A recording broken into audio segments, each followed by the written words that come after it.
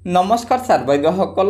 ৰাজ্যৰ চৰকাৰী কৰ্মচাৰীসকলে পাব 3 দিনৰ বিশেষ ছুটি আৰু এই সন্দৰ্ভত ৰাজ্য চৰকাৰৰ সাধাৰণ প্ৰশাসন বিভাগে 27/9/2024 তাৰিখে অৰ্থাৎ 27 ছেপ্টেম্বৰ তাৰিখে এই নিৰ্দেশনাখন জাৰি কৰিছে। গতিকে বলক আমি জানি লওঁ ৰাজ্যৰ কোনসকল কৰ্মচাৰীয়ে কি প্ৰসংগত এই 3 দিনৰ বিশেষ ছুটি লাভ কৰিব। ছাৰ বাইদেউসকল, ৰাজ্য চৰকাৰৰ সাধাৰণ প্ৰশাসন বিভাগে এই পত্ৰখনৰ জৰিয়তে জনাইছে যে 29 ছেপ্টেম্বৰৰ পৰা 1 অক্টোবৰলৈ লখিমপুৰত অনুষ্ঠিত হ'বলগীয়া সদৌ অসম কৰ্মচাৰী পৰিষদৰ 39 সংখ্যক বাৰ্ষিক অধিৱেশনত অংশগ্ৰহণ কৰাৰ বাবে উদ্দেশ্য প্ৰণোদিত ৰাজ্য চৰকাৰৰ কৰ্মচাৰীসকলক বিশেষ আকস্মিক ছুটিৰ অনুমতি দিয়া হৈছে।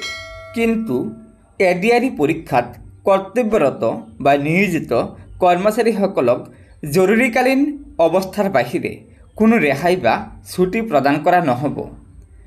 এনে কৰ্মচাৰীয়ে তেওঁলোকৰ এডিআৰই পৰীক্ষাৰ কৰ্তব্য যথাযথভাৱে সম্পূৰ্ণ কৰাৰ পিছতহে বিশেষ আকস্মিক ছুটিত আগবাঢ়ি যাব পাৰিব। ইয়াৰ বাবে যোগ্য কৰ্তৃপক্ষৰ অনুমোদন আছে, অৰ্থাৎ যোগ্য কৰ্তৃপক্ষৰ অনুমোদনৰ প্ৰয়োজন হ'ব। গতিকে ছাৰ বাইদেউসকল, আপোনালোকে জানিব পাৰিলে যে অহা 29 ছেপ্টেম্বৰৰ পৰা 1 অক্টোবৰলৈ লখিমপুৰত সদৌ অসম কৰ্মচাৰী পৰিষদৰ 39 সংখ্যক বাৰ্ষিক অধিৱেশন আছে আৰু এই বাৰ্ষিক অধিৱেশনত ৰাজ্য চৰকাৰৰ যিসকল কৰ্মচাৰীয়ে অংশগ্ৰহণ কৰিব বিচাৰে তেওঁলোকক ৰাজ্য চৰকাৰৰ সাধাৰণ প্ৰশাসন বিভাগে 3 দিনৰ বিশেষ ছুটি প্ৰদান কৰিছে। গতিকে ছাৰ বাইদেউসকল, এয়া নিশ্চয় ৰাজ্যৰ চৰকাৰী কৰ্মচাৰীসকলৰ বাবে এটা অত্যন্ত সুখবৰ।